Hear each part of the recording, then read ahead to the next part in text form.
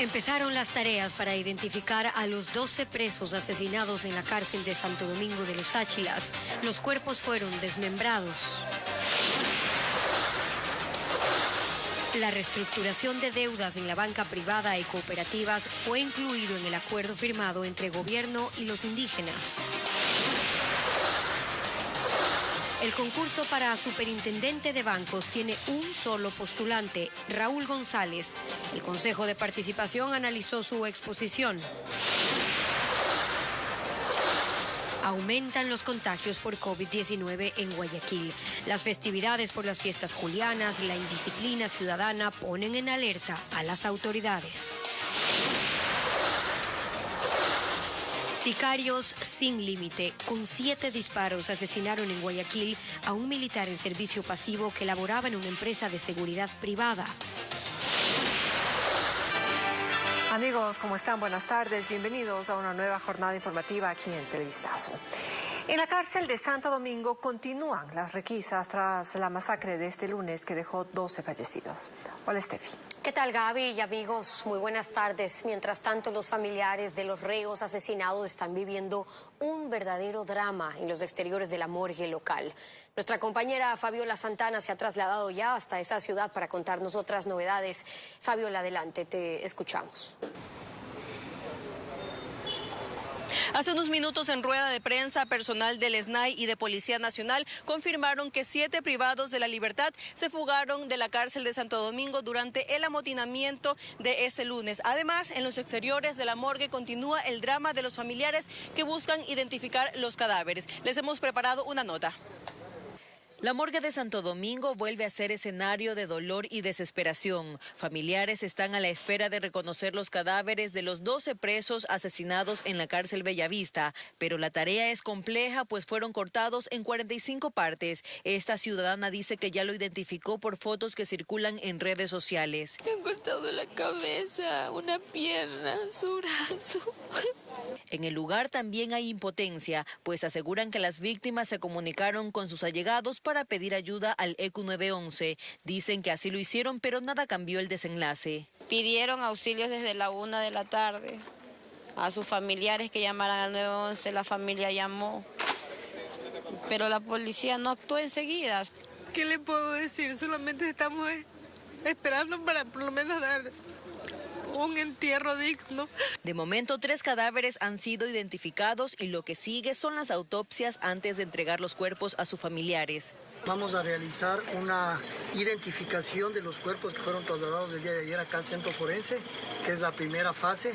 Luego que tengamos la identificación, ya con las órdenes de autopsia, se van a realizar los procedimientos respectivos de las necropsias de ley para la posterior entrega a los familiares, una vez que han sido identificados los cuerpos y autopsiados, entregarles a los familiares. Mientras tanto, la policía continúa con las requisas en el penal. Solo en la madrugada encontraron un fusil, un revólver, municiones y gran cantidad de armas blancas. Y se mantiene en este preciso momento una nueva requisa en los pabellones donde el día de ayer se dieron los lamentables incidentes. Además, se realizaron 16 traslados de detenidos, uno de ellos a la cárcel La Roca en Guayaquil. Las autoridades también informaron que ha renunciado el director de este centro de privación de la libertad, pues es el segundo amotinamiento que ocurre en lo que va de este año. Con esta información nos despedimos. En estudio continúan con más información. Buenas tardes. Buenas tardes. Agradecemos a Fabiola Santana por ese reporte. Un hecho violento se registró en el Guasmo Sur de Guayaquil. Un militar en servicio pasivo fue asesinado con 7 disparos. Merlin Ochoa nos informa que la policía también capturó a uno de los sicarios que presuntamente participó en el crimen de 2 menores de edad.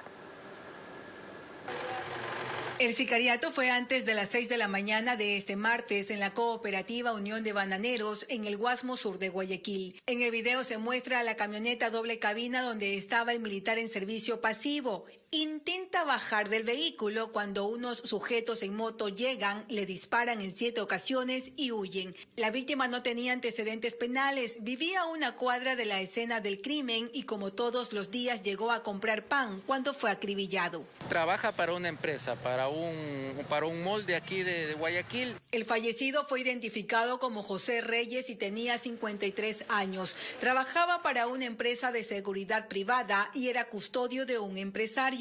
Incluso la camioneta era de la empresa en la que laboraba. Que no ha recibido amenazas, que incluso los señores de la empresa indican que recientemente han pasado unas pruebas de confianza dentro de su empresa, por eso también causa un poco de asombro. Aquí existe un ambiente de terror entre los habitantes, pero el crimen quedó registrado en algunas cámaras de seguridad que hay en este lugar, lo que le permitirá a los agentes poder identificar a los sicarios. Por otro lado, la policía dio a conocer la detención de este adolescente de 17 años vinculado al crimen de 2 menores de edad el pasado domingo en Pascuales, norte de la ciudad.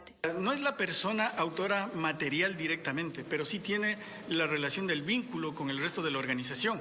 La autoridad confirmó que los 2 sicarios ingresaron a la casa y adentro mataron a los hermanos de 6 y 10 años con un disparo en la cabeza, hirieron a una niña de 5 años y balearon al padre de los menores. Ingresaron en busca de una persona, adentro se dieron cuenta de los niños y acribillaron a esos niños. De ahí cambiaron de escena, fueron a la casa siguiente y también ingresaron y asesinaron a la otra persona. Y de ahí más adelante, cuando aparentemente ya ubicaron a quienes tenían que encontrar, ingresaron a ese domicilio también y lo asesinaron a esa persona. Durante el fin de semana, solo en Guayaquil, 19 personas fueron asesinadas. 4 de estos crímenes fueron resueltos por agentes de la Unidad de Muertes Violentas, quienes capturaron a los sicarios. Y en otros temas, uno de los puntos clave del acuerdo firmado anoche entre el gobierno y el movimiento indígena es la reestructuración de créditos vencidos en la banca privada y cooperativas para ciertos clientes, aquellos que hayan caído en mora desde enero del año 2020. Jacqueline Rodas nos explica cuál será el sector más beneficiado. El acuerdo firmado este lunes entre el gobierno y el movimiento indígena favorecerá a quienes mantengan deudas con la banca privada y cooperativas, según el compromiso de la Junta de Política y Regulación Financiera y la Asociación de Bancos Privados del Ecuador, Asobanca. La Junta se compromete en hacer una resolución en la cual se pueda las instituciones, caso por caso, institución por institución, pueda reestructurar o refinanciar los créditos. Invito a todas las personas que consideren que necesitan un alivio financiero a que lo hagan porque es una excelente oportunidad.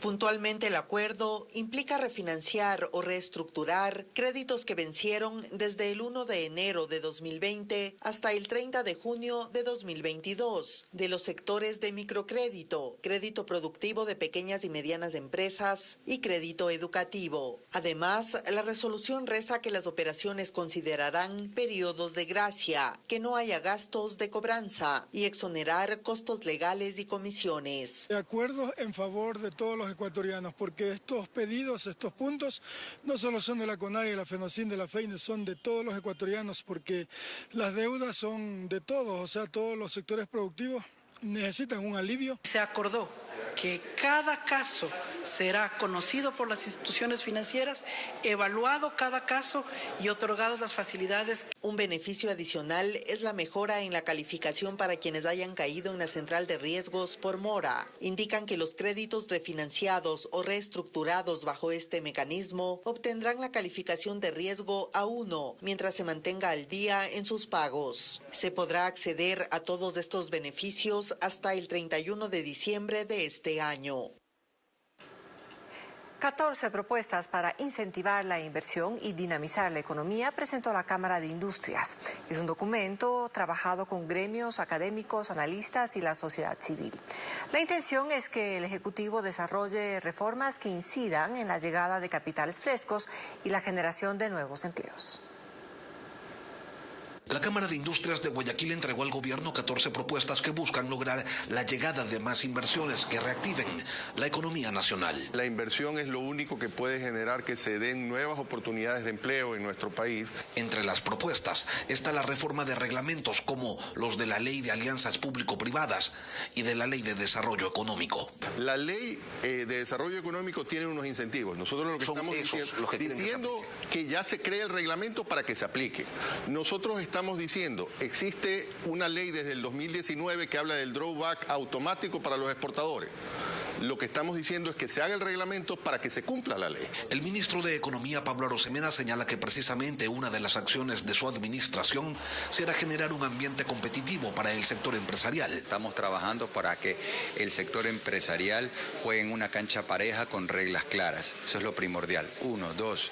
Adicionalmente, nosotros hemos planteado que queremos y necesitamos recaudar más sin necesidad de subir impuestos. Y hay más propuestas, como la implementación de créditos tributarios, la reducción del impuesto a la salida de divisas y la eliminación de aranceles. Lo que tiene que ver con aranceles estamos hablando de alrededor de 160 millones, pero no debemos verlo como el impacto que solo genera en ISD y aranceles, sino el efecto virtuoso que genera precisamente en reducción de costos que permita que la economía se dinamice. Estas 14 propuestas fueron entregadas al Ejecutivo y es que solo del gobierno depende su implementación.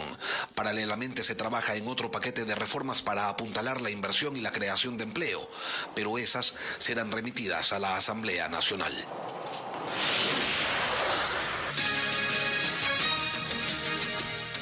Esta mañana el Instituto Ecuatoriano de Seguridad Social, IES, informó que el agendamiento de citas se realizará únicamente en la página web, ya que el servicio del call center fue suspendido debido a una revisión del proceso administrativo.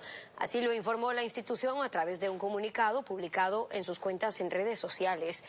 Para las citas online, los usuarios deben tener una clave para que puedan entrar al portal. Los médicos de la Dirección de Salud del municipio de Guayaquil registran un incremento de más de 2.000 casos de COVID durante la última semana. La proliferación de contagios ocurre en medio de las festividades por la fundación del puerto principal. Diego Cuenca nos describe la situación. Los contagios de COVID aumentan cada vez más en Guayaquil.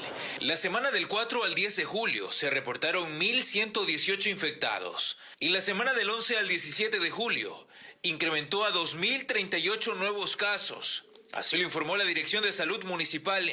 Con un incremento que ha ido aumentando en el 20%, 22% y en la última semana supera el 80% de incremento en casos confirmados. La red de salud pública y privada de la urbe registra 2 pacientes en UCI, 8 hospitalizados y durante esta semana no se reportaron fallecidos a causa de la enfermedad.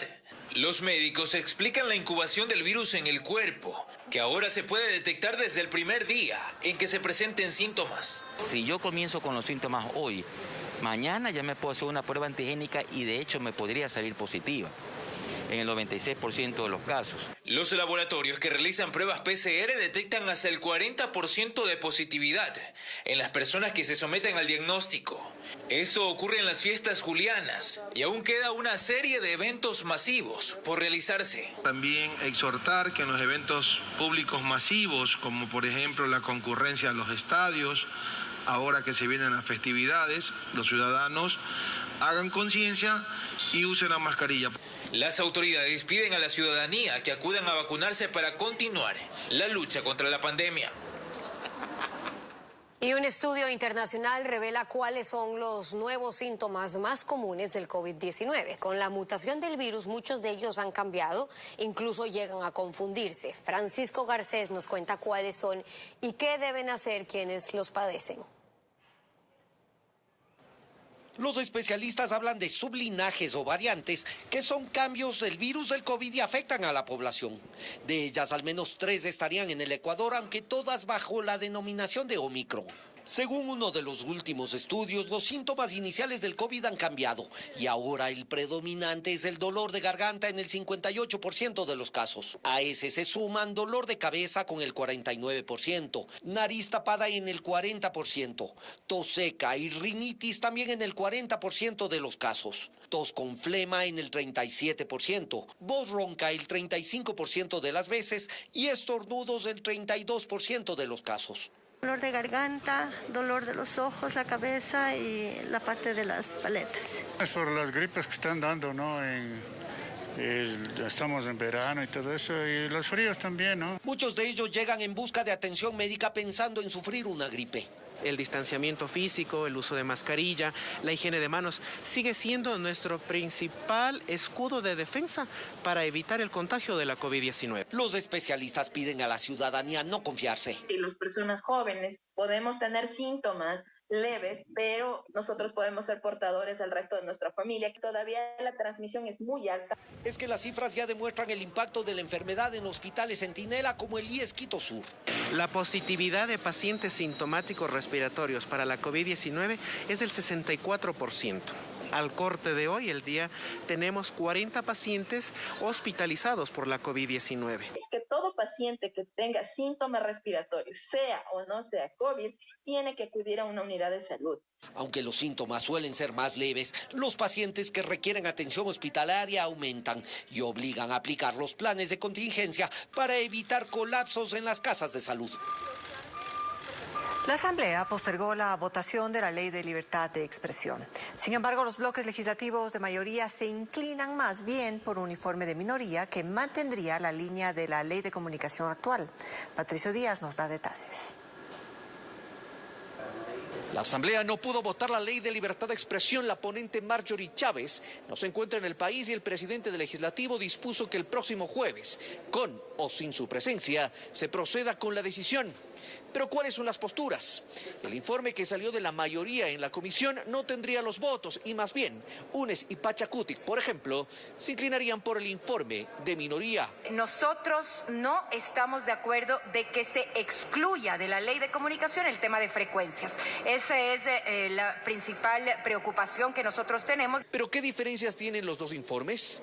Una de las principales es que en el de la comisión se hace referencia literal a que los periodistas no podrán ser enjuiciados penalmente. En el de minoría habla de acciones civiles y de otra índole. Y lo que intentan ahora es volver al pasado, volver a un régimen autoritario, aquel momento y aquel gobierno que los días sábados sentenciaba y anunciaba a qué periodista perseguir. Y hemos propuesto que no tengamos este como mecanismo, sino que sea a través de la capacitación. Otro tema es que el informe de mayoría impulsa una autorregulación de los medios. El de minoría busca otros mecanismos de regulación.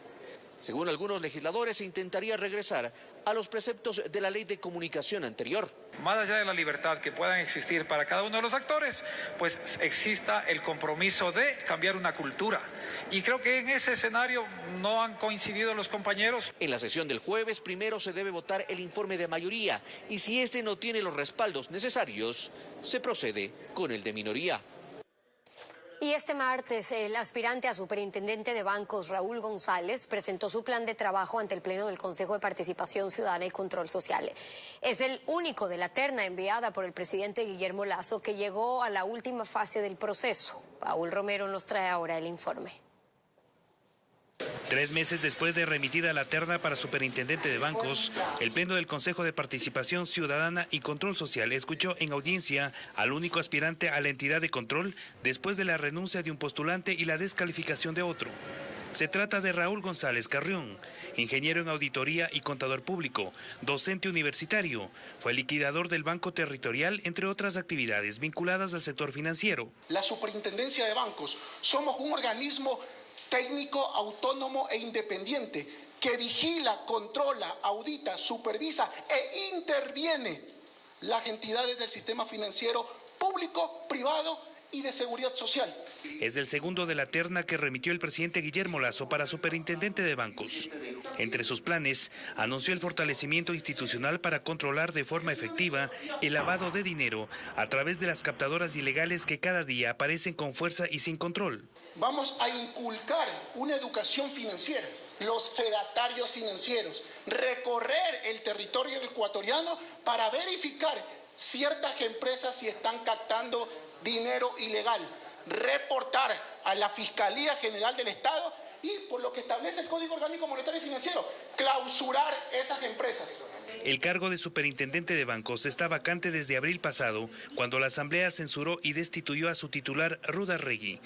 Es un evento súper importante para las actuaciones del Consejo de Participación Ciudadana, la presentación o sustentación del plan de trabajo correspondiente.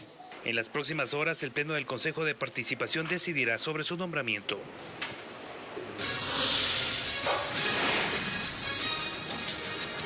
Más adelante en Televistazo, cae banda implicada en el robo de viviendas en urbanizaciones privadas de San Borondón. Hay 4 detenidos que tenían en su poder varios objetos sustraídos. Ya regresamos. Seguimos con más noticias. Macabro hallazgo en la provincia de Los Ríos. Esta mañana fue encontrado el cuerpo de un bebé de 5 meses de gestación aproximadamente, abandonado en el baño de una gasolinera. El hecho ocurrió en el cantón Pueblo Viejo. Las autoridades acudieron al sitio para levantar el pequeño cuerpo y ahora buscan el paradero de la madre. La policía desarticuló una banda delictiva que asaltaba en domicilios en la vía San Borondón. 3 hombres y una mujer fueron capturados cuando se movilizaban en vehículos reportados como robados. Uno de los implicados presenta detenciones anteriores por delitos como robo y tenencia de armas.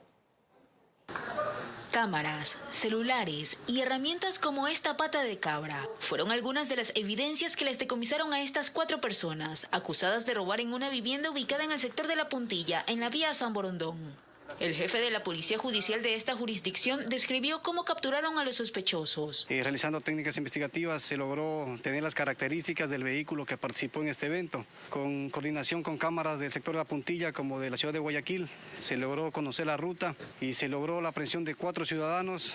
A los detenidos también se les incautó estas 3 motos y 2 vehículos en los que se movilizaban para cometer sus delitos. Los cuales tienen reporte de robo, el uno del día viernes 15 de julio en la ciudad de Guayaquil y el otro vehículo que fue robado en la ciudad de Babahoyo el 19 de febrero. Son vehículos que por el modelo son utilizados por estas organizaciones para cometer este tipo de eventos.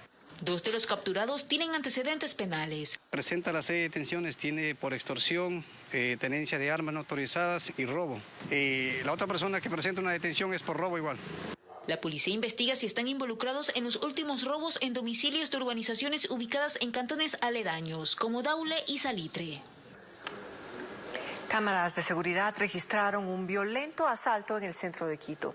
En segundos, 3 sujetos abordaron a un ciudadano que se encontraba en un estacionamiento y luego huyeron en un vehículo. Alex Pila nos tiene las imágenes.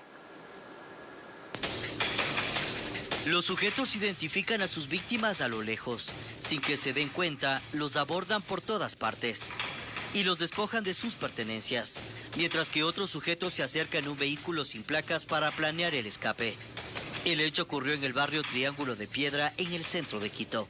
Todos los días, venimos caminando, hay personas extrañas por ahí, pero se evita porque literalmente esto, como usted ve, no pasa casi nadie.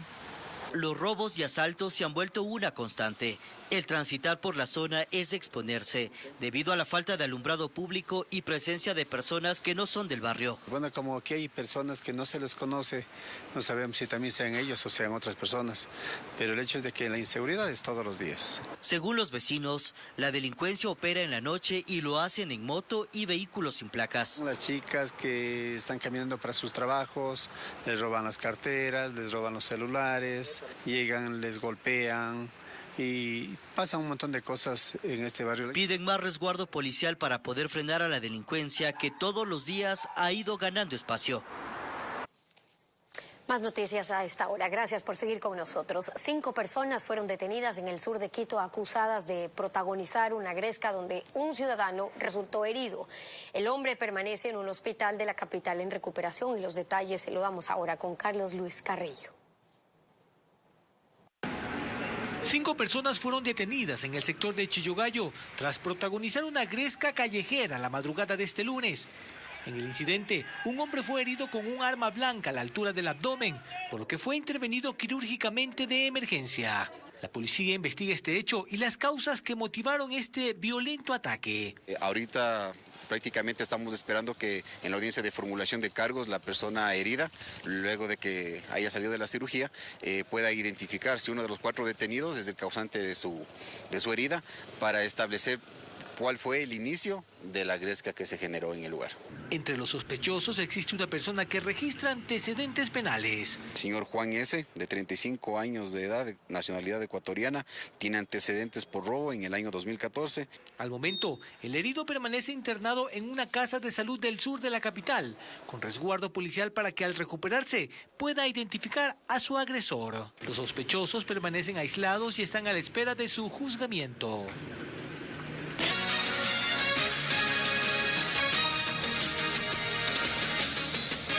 Continuamos con más noticias. Un sujeto se robó un carro en Bastión Popular, norte de Guayaquil, y para huir condujo en reversa. Moradores del sector están hartos de la delincuencia y piden acciones urgentes. Samantha Mora con el tema. Sin importar quién se le cruce en el camino, un delincuente conducía en reversa por una calle angosta del sector Bastión Popular, bloque 1, en el norte de Guayaquil. Este hecho quedó captado en videos de cámaras de seguridad, lo que sorprendió a los habitantes de la comunidad. Yo vi que un carro bajó hacia velocidad, pero de retro, y yo digo, uy, pero que no tienen miedo a que al virar abajo puedan chocar con algún otro carro, pero jamás imaginamos que era un robo de un carro, ¿no? En otras imágenes se observa que previo a esto, el delincuente llegó al sector caminando y luego se ve cómo se sube al carro como dueño. Y en segundos lo enciende y huye del lugar. La propietaria, una mujer de 61 años, estaba visitando a su hermano. En el momento del robo, el que estaba estacionado ahí el carro y los vecinos ahí se vieron que un joven en las cámaras se le veía y los vecinos pensaron que era el hijo de la señora. La comunidad proporcionó los videos para que esta persona sea capturada y se pueda de alguna manera dar con el paradero del carro robado. Seguimos con otros temas en el siguiente reportaje, se lo mostramos.